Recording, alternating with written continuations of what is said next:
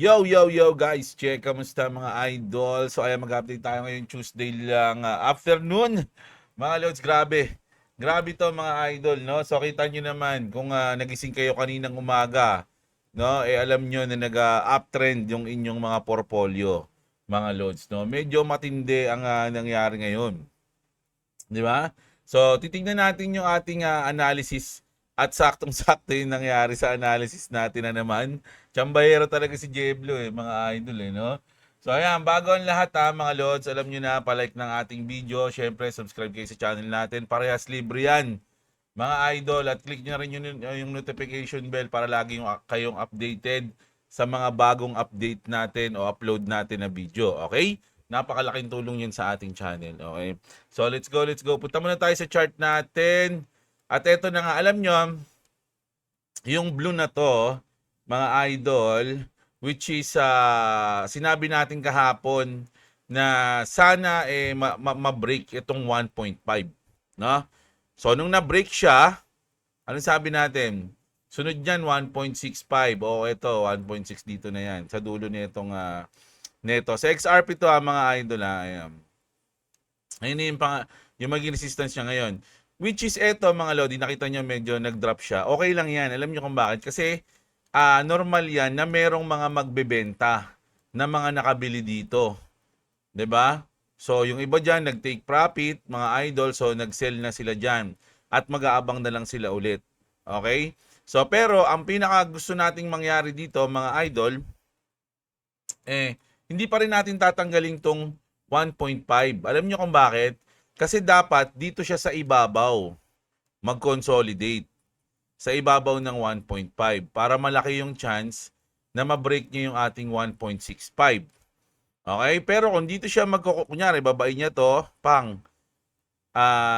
tagusin niya yung 1.5, tapos dito siya nag-travel o nag-consolidate, ang malaking chance niyan is magda-drop siya. No? Ayun yung sa atin dyan mga lods. No? Pero as long na nandito pa tayo sa taas ng 1.5, excuse me, nandito pa tayo sa taas ng 1.5, goods pa yan para sa atin. No? Sa Bitcoin, ganun din, mga loads, no? At medyo, yun, no? Sakto na ko. Patay tayo dyan, pinasukan niya na. So, eto kasi Bitcoin, mga idol, no? Pumasok na siya sa range neto ng 74. No? Pasok na siya dyan, bumaba na siya dyan. Kapag ito, ganun din, bumaba, and dito siya nag-consolidate, no? Kasi ang feeling ko, pwedeng mangyari to sa Bitcoin. Pero sa XRP, hindi. Ang mangyayari sa XRP, tandaan nyo so, baba natin sa position niya ngayon. Onti na lang 'Di ba? So, halos 1%, 2%. Ayan na, nabababa na siya, nasa 74 ano na siya, 74.1 na siya So, kung tagusin niya yan, mga Lodi, ngayon, tapos dito siya nag-consolidate, understandable to, mga Lodi, sa Bitcoin, no? Baka nga mag-drop pa to. Pero kung makarecover to ganyan, maglaro siya, magka-fake out, dito siya mag-consolidate, iba rin yan. So, kailangan nating ano yun yan, i-analyze yan. Pero kasi kung sa tingin ko, kung sakaling babain niya to, ayan, tas dito siya mag-consolidate. Yung XRP, hindi pa siya doon. Kumbaga, kung babain niya yan, kung sa Bitcoin, babain niya yung, tas nasa baba siya ng 74, ang tingin ko yung XRP, hindi. Ang gagawin ng XRP, kunyari, Bitcoin, bumaba na siya sa 74, yung XRP nandito lang. Ayan, dito siya magko-conso. Ayun yung nakikita ko mga lods Di ba? So, saktuhan yan, mga idol. Grabe. So, sa Bitcoin naman, 76 ba? 80 na. Ang layo na. No, yung susunod na resistance niya, mga idol, is 80. Nasa 80k na. 75 to 80k na siya. XRP, ano lang. Siyempre, sa percent din kasi mababa pa naman to ngayon. So, 1.65 lang tayo dyan, mga Lodi. Goods na tayo. Okay, so far, 16,000. Kanina nag-20k na to. Idol. Tignan ko nag-20k na yan. Nandito siya. 20,000 profit. Pero ngayon, bumalik siya ng 16. Which is okay lang, mga Lodi. Sabi ko nga sa inyo Ang dami na ngang gustong mag-take profit niyan. O TP yan, no? Nasa 10, nasa 13, nasa 11, 12. Nung umabot pa rin ito ng 10K, marami na nagko-comment, TP mo na yan, TP mo na yan. Oh. So, hindi natin tinitipi. So, ito mga idol, check natin kung ano yung mangyayari dito. Kasi inaasahan ko, itong dulo na ito na 1.6, baka kunin niya yan, liquidity na yan. No? Kung sakatas bago siya ulit mag-correction. Ganun lang yung hulalysis ko. Hula lang yun, mga loads, no? Kung kayo ay magaling mag-analyze, sana all. Ako hindi ako masyado magaling. No? Hula ko lang yun. Kaya lang medyo nakakachamba lang tayo ng mga nakaraan. Kaya medyo nagpa-profit. Okay? So ito na, mag-news na tayo mga Lodi. Tingnan natin yung ating crypto bubble ngayong oras kasi to, so medyo red. Pero ang days natin medyo ano naman medyo green, lalo na yung weeks natin. Medyo may mga nag-up diyan, SHIB, Doge, Pepe, yung PET. Grabe, no? Sa day natin, ayan, medyo bumaba na sila at syempre sa hours natin, ayun. Okay? So, for me, goods pa rin tong week na to. Nasa Tuesday pa lang tayo, mga idol. At sa tingin ko, magiging ganito lang yung takbo niyan, no? Up, down, and then pagdating ng FOMC ng Webes ng alas 2 ng madaling araw, dun na tayo magkakaalaman kung saan tayo papunta. Okay? Okay, mag-news na tayo. Grabe, ang haba ng intro natin. Una, eto muna. Mga loads, grabe naman to mga idol. Tingnan nyo naman yung ginawa ng mga aktivista na to. Mga loads, no? Hindi ko alam kung anong tatawag ko sa kanila, mga lodi. Ayan, siguro may pinaglalaban sila. Oh. Unang-una, Petron daw to eh. Di ba? Ano kinalaman yan? Ito mga idol sa lahat ng mga nadaanan ko na o lahat ng mga gasolinahan dito sa amin, ang pinakamababa, Petron tsaka ano pa isa? Nakalimutan ko isa. Sa Petron kasi ako nagpapagas eh. Kung titignan mo yung mga gasoline station, Petron ang pinakamababa. Sa lahat, dito sa amin hindi ko alam sa inyo. Pero sa amin, Petron, pinakamababa. Ito na, nagalit na sila sa Petron. Tsaka unang-una, hindi naman kasi yan kasalanan ng mga gas station. Kaya nga meron tayong weekly, kumbaga doon nagbabago weekly every Tuesday. 'Di ba? Rin yan, pinapatupad din yan. So, business kasi yan eh. 'Di ba? Anong gusto mo? Yung mga ibang gasolinahan matataas, tas ikaw mababa. 'Di ba? So, rin yun, parang sa tingin ko, bawal din yun eh. Kailangan susunod ka rin eh. Kasi syempre, kapag ikaw mababa, ikaw yung bibilin. 'Di ba? Something ganun. Pero syempre, business is business. So, ako medyo natawa lang ako dito mga idol at medyo natangahan lang ako. Pero, siguro, iba yung isip natin.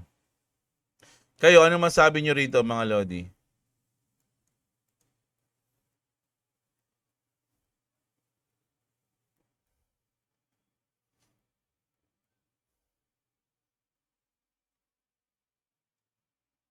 Kawawa, Petro na. Lugi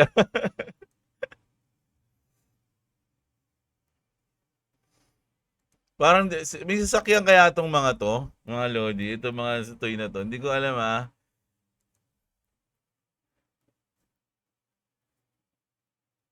Ano yung tatanggalin? Hindi ko maintindihan eh.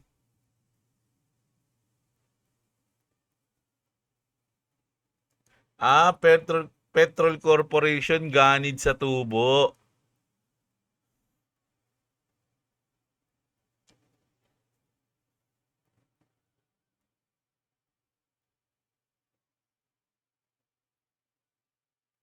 Hindi ko maintindihan yung tatanggalin. Ano yung sabi nila?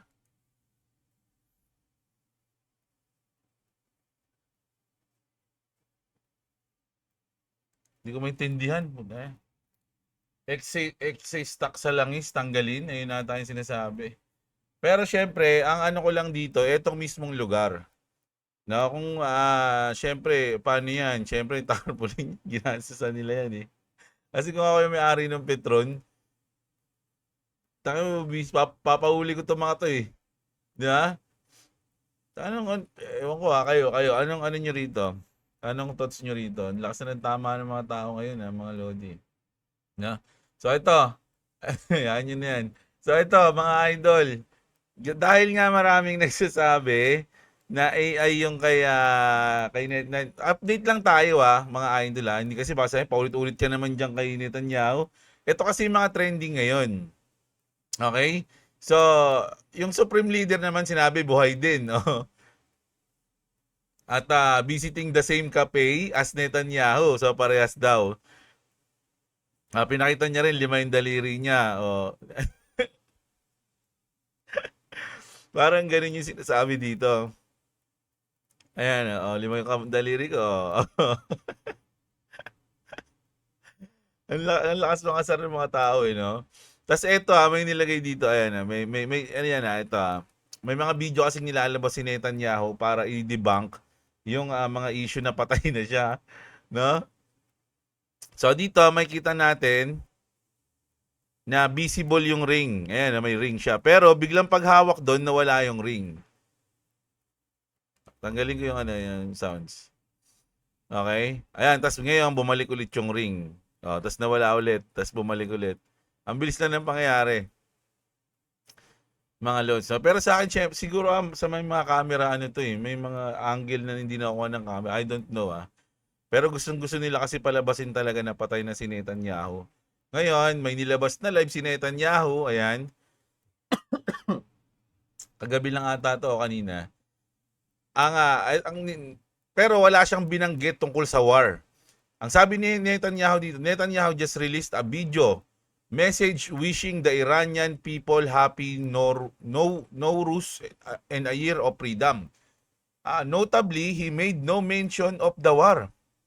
Within minutes of the video being posted, comments claiming the clip is AI generated also began appearing. So, parang wala talagang naniniwala mga lods, no? Na kasi nga syempre hindi pa siya actually hindi naman talaga siya lumabas sa public hindi siya nag-public appearance. Yung video na to parang private yan, sila lang yun nandiyan. Kumbaga, ang pag sinabing formula nga public, kunyari magpapa-press conference siya, lalabas siya doon, makikita siya ng maraming tao. 'Di ba? Dito kasi wala puro ganyan lang video kaya mo lang naniniwala sa kanya. Ganon. Ayun sinabi diyan. So ito na tayo, mag-crypto na tayo. Ay, grabe. Robert Kiyosaki warns the biggest crash in history is approaching daw. Mga idol, no? The prices after the crash could be shocking din. No, kumbaga, magka-crash muna and then after ng crash, yung price na mangyayari, grabe din daw. Kiyosaki believes the explosion is just a matter of time, nothing more, and predicts after a year of the crisis, ito daw yung presyo ng gold, 35,000, grabe naman yan. Silver naman daw, $200. Bitcoin, 750,000, grabe. At ang Ethereum, 95,000, mga loads. No? Magkano lang ang Ethereum ngayon, mga lodi? Nasa 5,000 ba? 4,000 dollars. 95,000, no? Grabe yun, US natin. 2,000 lang, may 95,000. Gravities, di ba? Gravities, mga loads, no? Alam mo, bagsak Ethereum ngayon sa max natin, no? Ayan, medyo baba, di ba? So, ayan. Medyo bullish ng konti si Robert Kiyosaki after ng crash daw. Okay? So, ayan Tapos, eto na, punta na tayo kay Daddy. Attention! It just happened. With the historic signature, President Trump has just created the White House Anti-Fraud Task Force and he's putting it under the command of Vice President J.D. Vance. No? May pinirmahan siya dyan na kala ko ba wala siyang pipirmahan bago yung Pero iba ata to. Hindi ata to. Sa White House lang ata to. White House Anti-Fraud Task Force. And he's putting it under the command of Vice President. New York shaking. Sabi dito. California in panic. Minnesota already in a crosshair. This is war against massive theft. Go all out. JD, expose every stolen dollar, every dirty scheme, every private or public money. They're not getting away. So parang ito isa lahat ng mga nangurakot o lahat ng mga may mga maling sistema, no? Na kumita ng pera, ayun yung gagawin ni JD Vance. Kailangan niyang hulihin yun. Mga lodi, sana may ganito rin sa Pilipinas, no? Kaya lang hindi, yung ultimo kasing ay wala, hayaan niyo na. Oh, ayan mga lodi, no? So, goods na goods sa Amerika, sana all mga lodi, no? Pero ito, napakaganda rin nitong news na to. Ay, hindi, paliwanag ko sa inyo pala, iba pala to. The Senate takes up the Save America Act tomorrow. So, bukas, sa Senate, tatalakayin nila to. Senator Mike Lee just laid out the game plan to get it passed. We've got to stay on the bill until it becomes law. There can be no surrender kasi pinapatapos talaga to ni Trump, mga lodi. No zombie filibuster will suffice on this one. We've got to turn to this bill. We've got to debate it. I invite all within the sound of my voice who would like this bill to become law to reach out to as many people as possible, friends, neighbors, and especially United States senators who might listen to you. Ask them, please get this passed. Tell them we need to invoke the talking filibuster in the United States Senate. They can be no cheap imitation here. The Republic is on the line. Kasi pwede nila kasing i-delay yan. Parang ngayon yung sa filibuster eh. Kailangan kasi ng 60 na boto, mga loads, no? So, ang gagawin ng mga against dito, hindi sila boboto. So, tatagal ng tatagal. Dati kasi dinidebate yan, mga loads, sa mga hindi nakakaalam. Dati i-debate mo pa, ipaglalaban mo pa kung ba't ayaw mo ng bill na to, i-debate mo yan. Ngayon kasi dahil parang matagal kasi, meron kasi nangyari sa history, mga idol, na ang tagal niyang nag-debate yun, umabot siya ng 24 hours para ma-delay yung batas na yun. 24 hours siya nagsasalita. May history na panood ko dati. Ganun dati, pero ngayon kasi kahit hindi ka na magsalita eh. Ang gagawin mo na lang is magbo-vote ka na lang ng no o ganun na. Wala nang paliwanag. No, so kaya yung ibang may ayaw sa batas na 'yan, ang gagawin nila is magno-no, kailangan kasi mapuno ng 60. Hindi na majority ngayon eh. Kumbaga kailangan ma-60 mo yung yung vote. So, ayun yung tama ba pinagsasabi ko? Sabihin ko nga sa tanungan natin. Ayun yung pagkakaintindi ko eh. What is filibuster? Tama ba?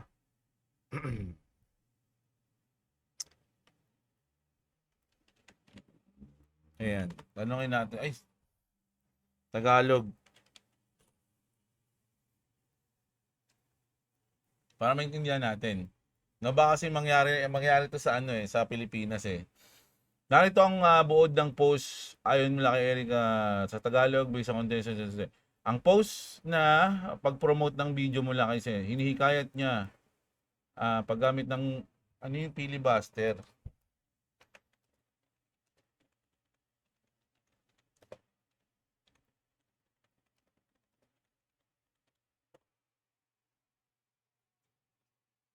Para malaman natin mga idol, no, importante ito. Ang filibuster ay isang taktika. O yan, di ba?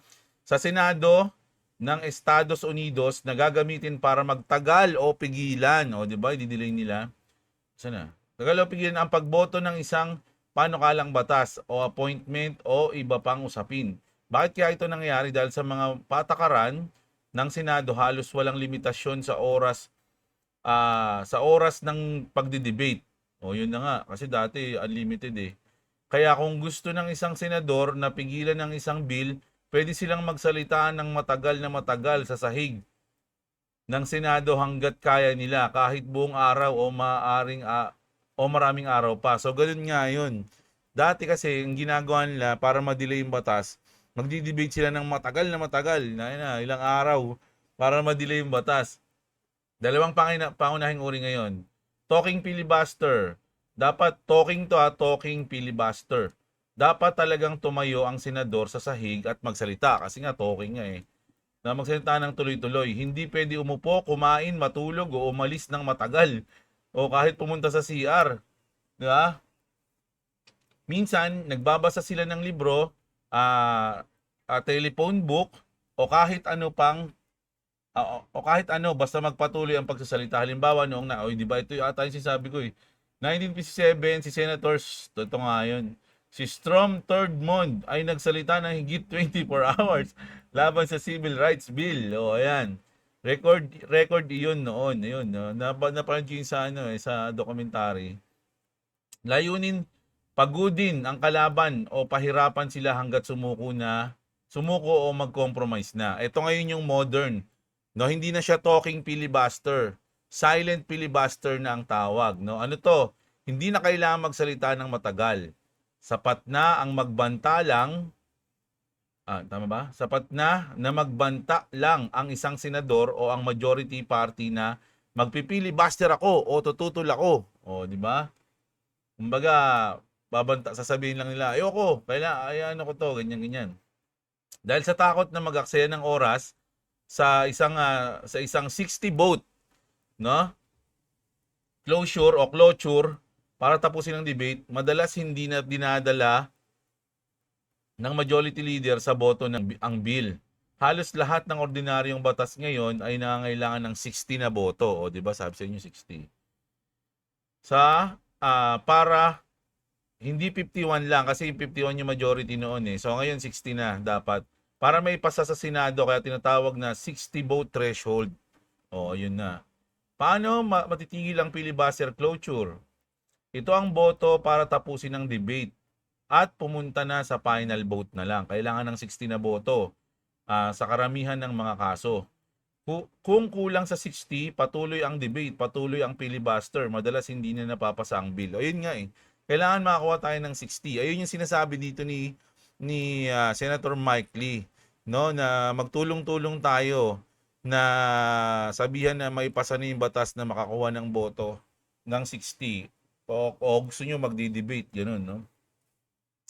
Sa madaling salita ay parang emergency break ng minority para sa Senado. So ayun na mga lods, no, nakuha nyo naman na siguro yun.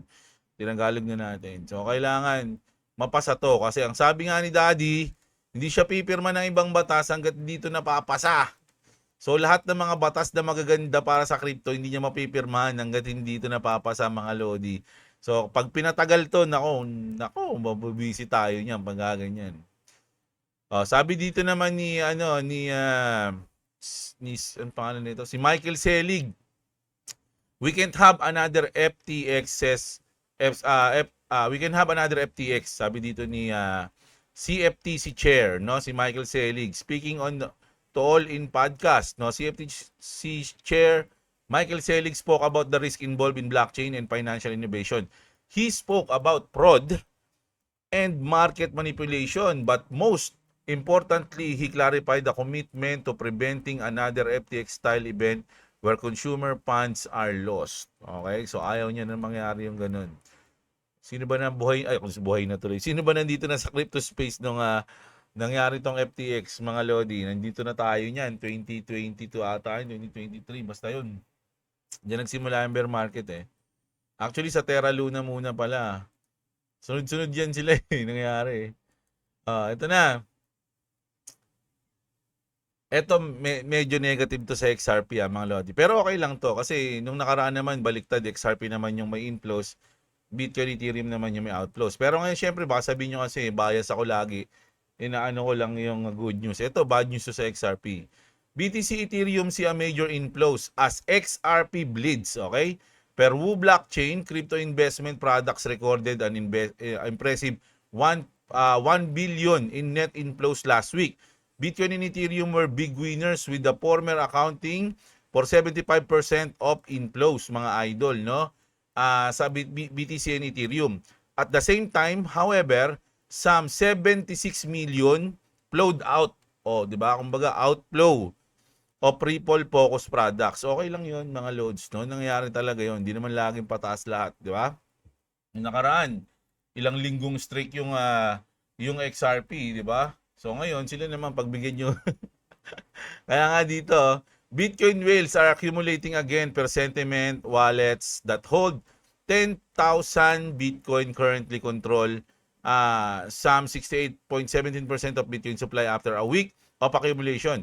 Large wallets holding BTC in typically a more bullish sign than smaller wallets, with smaller wallets often reflecting weak hands and short-term holders. So, maraming nag-accumulate ngayon ng mga big wallets, mga lodi, no? Hindi lang Bitcoin, no? Pati Ethereum, Anonymous, Ethereum Legend buy 17.5 million in Ethereum.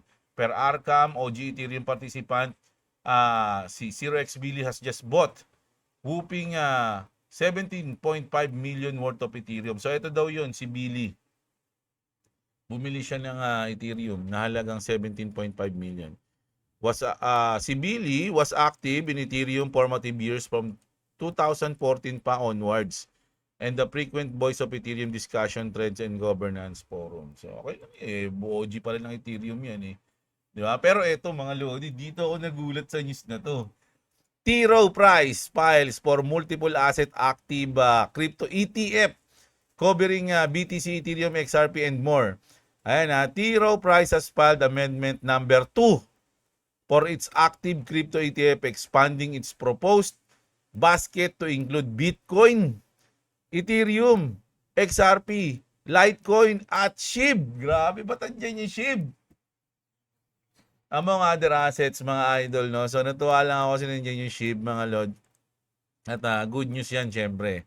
Ibig sabihin, pwedeng mangyari sa future na hindi siya maging shitcoin o maging meme coins.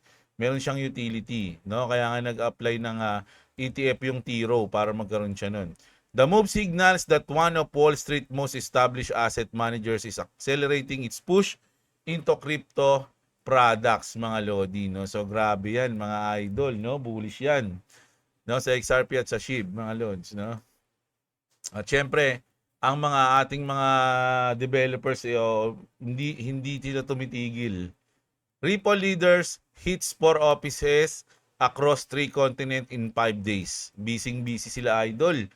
Per News BTC, CEO Brad Garlinghouse and President Monica Long visited Dublin, London, Singapore, and Sydney as part of an aggressive push to position XRP as a core settlement asset in international finance. Ripple is embedding AI into real-time cash forecasting and liquidity tools. The strategy is shifting away from US-centric thinking and targeting global financial hubs directly. So hindi lang sa US bumabanat, mga lodi, yung ating mga CEO. Globally na, mga lods, no? Dublin, London, Singapore, and Sydney, and Philippines. Sana. Di ba? So ayan, grabe, no?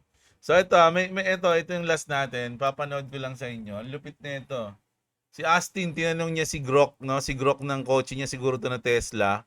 Pakinggan na lang natin, okay? Sabi niya kay Grok, "Hey Grok, when will XRP flip Ethereum?"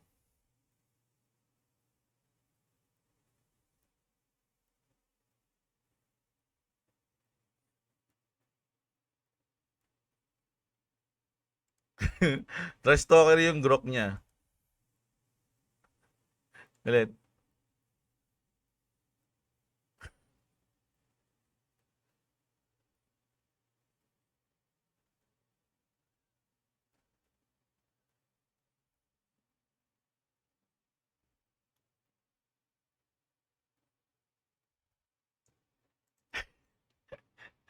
Sa August daw.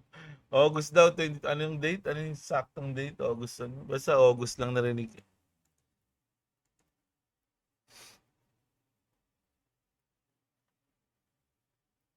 August 28. Grabe, 2026 daw Grabe.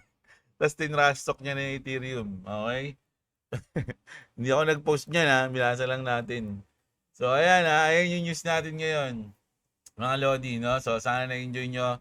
Alam nyo, malaking tulong ng like and subscribe and click the notification bell sa ating channel, okay? Yun lang ang request ni Jeblo. Sana like nyo yung video natin. Mamayang gabi, kita-kits tayo. Sana makapag-update ako bago ako umalis. Maraming salamat. Magandang araw sa inyo, mga kapatid. At What's up, what's up? Subscribe to Clubs Gaming, that's subscribe to Jeblo. If you want to subscribe to me, it's in the description. Also, if you are strong hater, I'll be like this. You're so strong, hater.